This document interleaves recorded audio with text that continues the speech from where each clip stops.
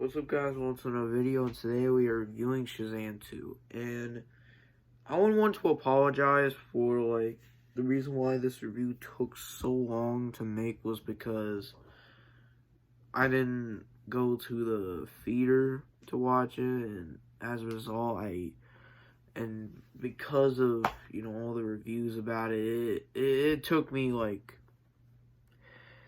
it isn't until, almost just now that I've finally done it, or by the time of recording this video, it would have been a while since I watched it.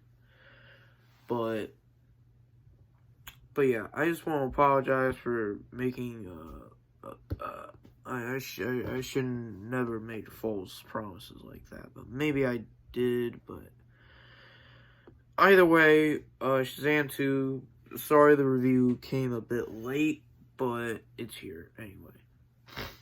So, Shazam 2. A film that, unfortunately,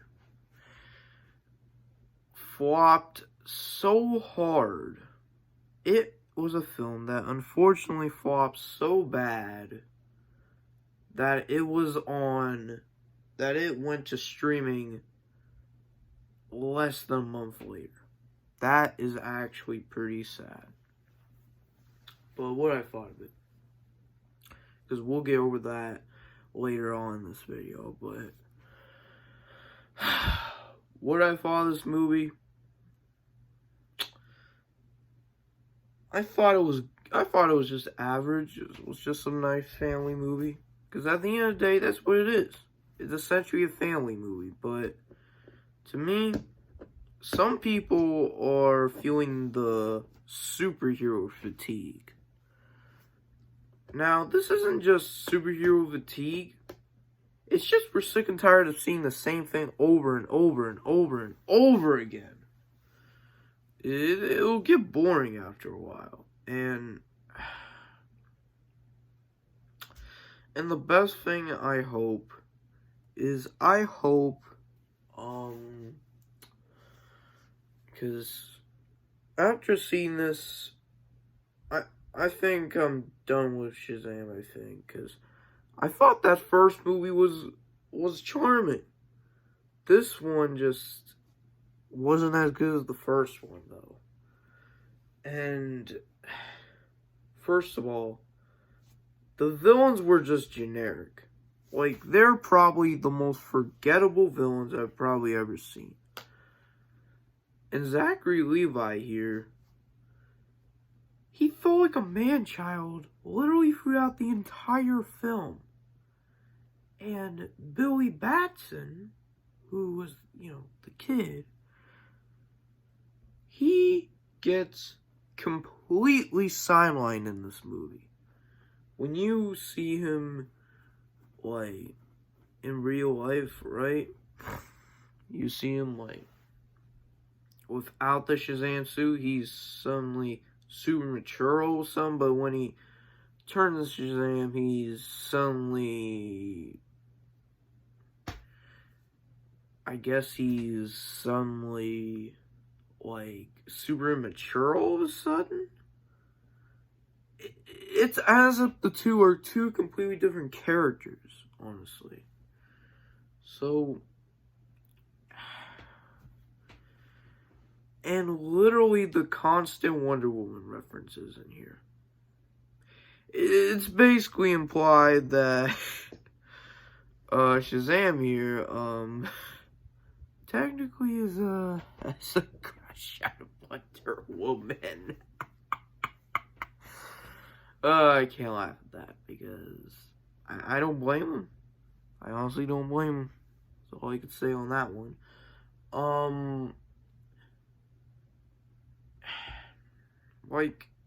There's nothing, honestly, the kid who played, no, not Billy. I know the kid, he was in It movies, he was I forget his name. He was one of Billy's friends. He was the kid with, I think asthma or something. And he, I think died in It Chapter 2. Spoiler if you haven't seen that. But I forget his name, but I think he was a massive standout in the movie. That's just my opinion. I think he was probably the best character of that movie.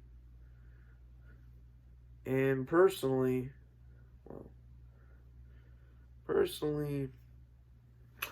the climax was just another average climax. Like, honestly, just this whole movie was just average.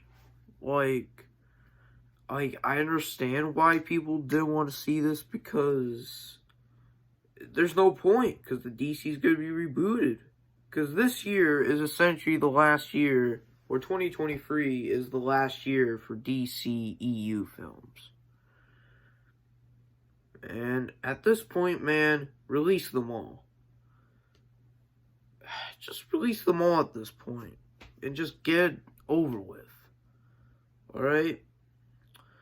Now,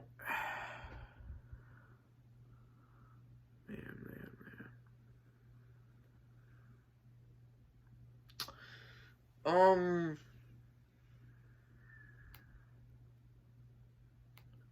then, like, we assume that Shazam is dead. I actually thought for a good 5 minutes that he was actually dead, but in reality, we all knew that he wasn't going to get killed off. And then Gal Gadot's Wonder Woman has a cameo in here. Now,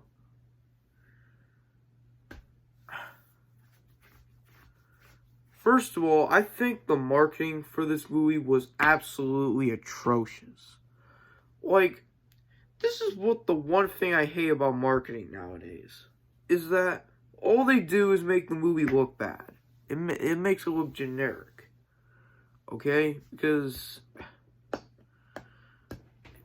I think that was just one factor of why it flopped. But, yeah, and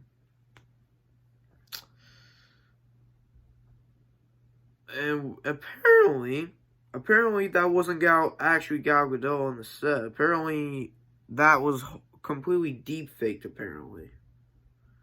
I'm like, if that's deep fake, if she wasn't actually there but that was deep fake, that was pretty dang good deep fake, alright?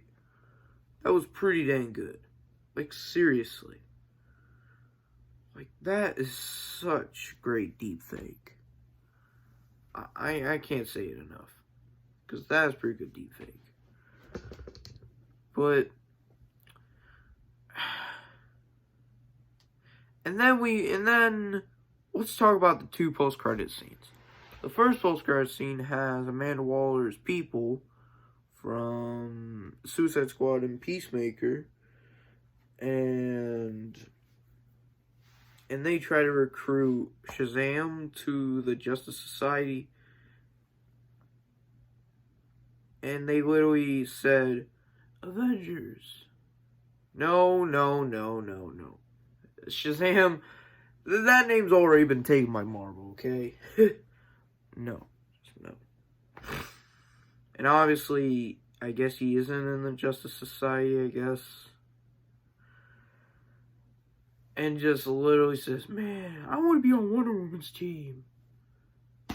This guy said nothing, but basically, you could clearly tell that he has a huge crush on Wonder Woman. Anyways,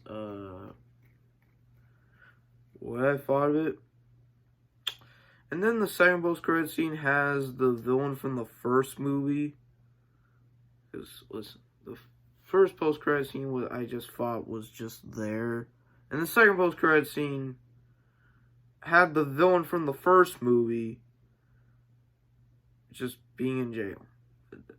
And just teasing a sequel that is never going to happen. I'm just not liking it, man. I'm just not.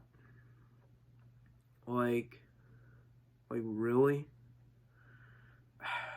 Overall, I thought this movie was just average at best. And that is why, as a result, I'm overall just giving it a solid 6. That's the highest I could give it. But yeah. Uh, it was just not as good as the first one. And that's it. Shazam 2 Fury of the Gods came out in 2023, and it went on to be one of the lowest grossing DCEU films to date. Yeah, that's pretty bad. And you may be asking yourselves, why did it flop? Many reasons. Many reasons. Was it bad marketing? Was it the fact that DCEU was getting rebooted? Was it because people just had superhero fatigue? Answer, all the above. All the above. That's my thoughts. So yeah, I want you guys to stay tuned. I want you guys to stay tuned for more movie reviews. And I'll see you guys in the next one.